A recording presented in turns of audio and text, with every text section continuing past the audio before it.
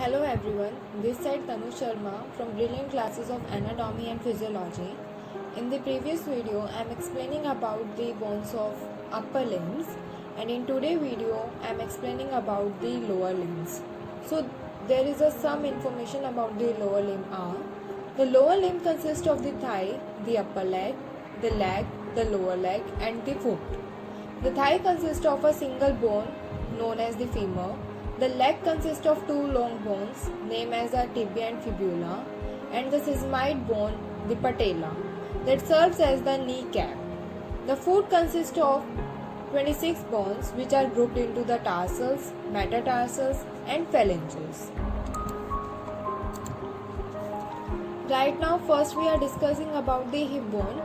Hip bone is made up of three bones which fuse during early adulthood.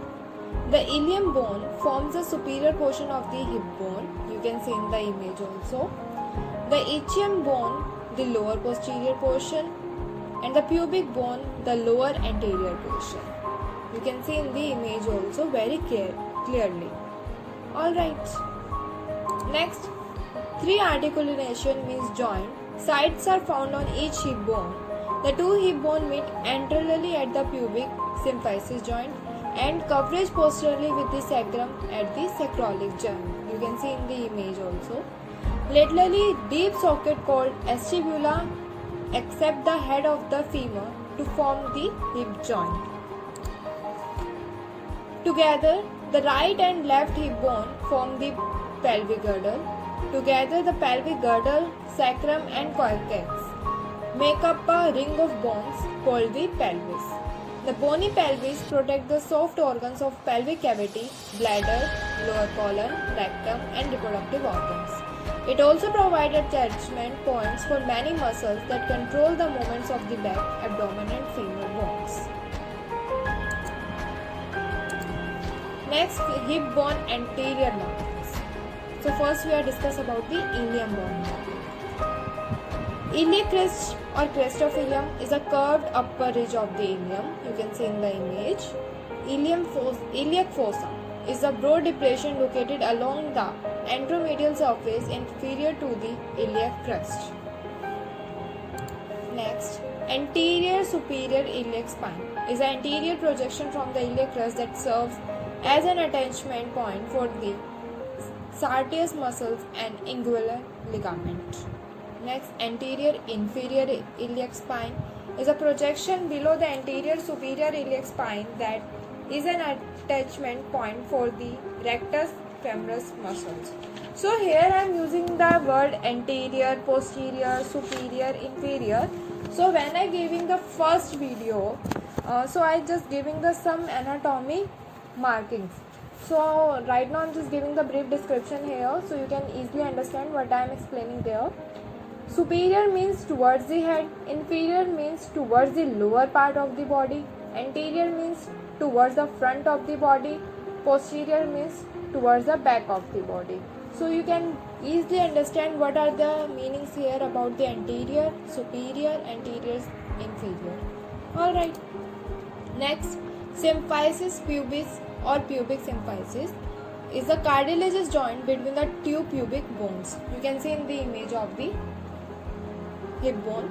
Next is body of pubis is the flattened medial end of the pubis that lies adjacent to the symphysis. Alright.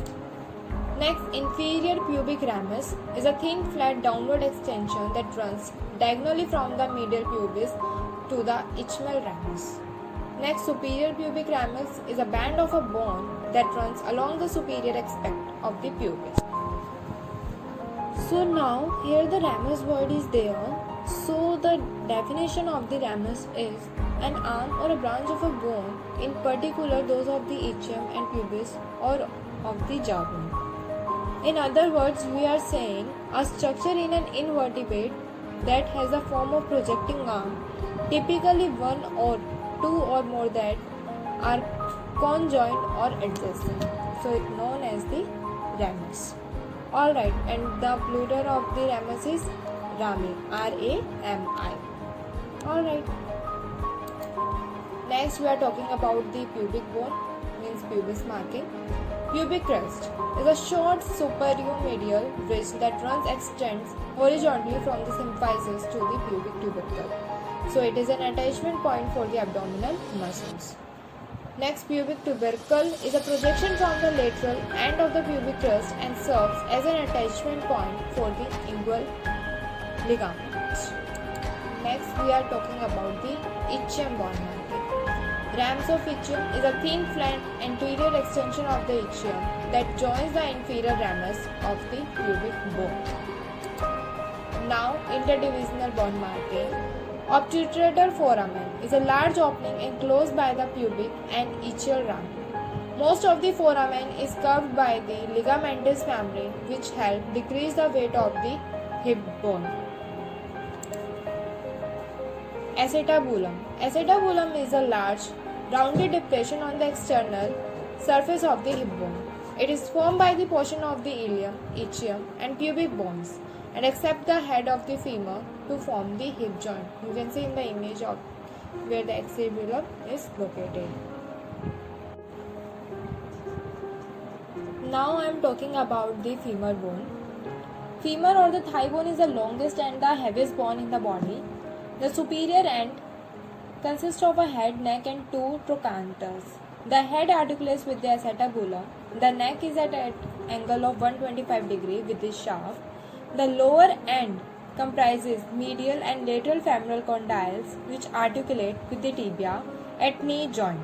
The condyles are separated by intercondylar notch. So you can see in this slide, the femur extends from the hip to the knee and is the longest and strongest bone in the body.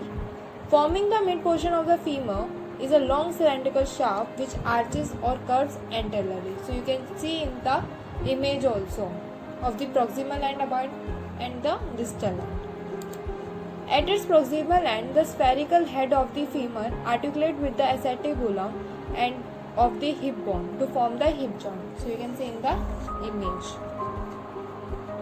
Next, distally the femur articulates with the medial and lateral condyles to the tibia to form the knee joint. So you can see in this image also. So here the patella bone between the femur and the tibia and fibula. So patella articulates with the tibia and fibula. Alright. Now talking about the patella bone. The patella bone is a triangular shaped bone that curves and protects the distal surface of the anterior femur. So you can see in the image also. Here the femur and here is the patella between the tibia. Alright. Here is the in the between meniscus. There is a medial collateral ligament. There is a lateral collateral ligament. There is a fibula and tibula. Alright. It is located directly anterior to a groove between the femur condyles for the patellar surface. Two facets or depressions on the posterior side of the patella articulates with the medial and lateral femur condyles. Alright. Next, talking about the tibia and fibula bones. The tibia is a large bone located in the lower front portion of the leg. The tibia is also known as the shin bone and is the second largest bone in the body. The fibula is a smaller and thinner than the tibia. These two bones connect the ankle to the knee and work together to stabilize the ankle and provide support to the muscles of the lower leg. The tibia carries a significant portion of the body weight. Now talking about the tarsal bone. The tarsal bones are 7 in numbers with irregular shape. They correspond to the carpal bones of the hand, but they are considerably larger and are modified for bearing the weight of the body. Name of the tarsal bones are medial cuneiform, middle cuneiform, lateral cuneiform, navicular, cuboid, talus, calcaneus.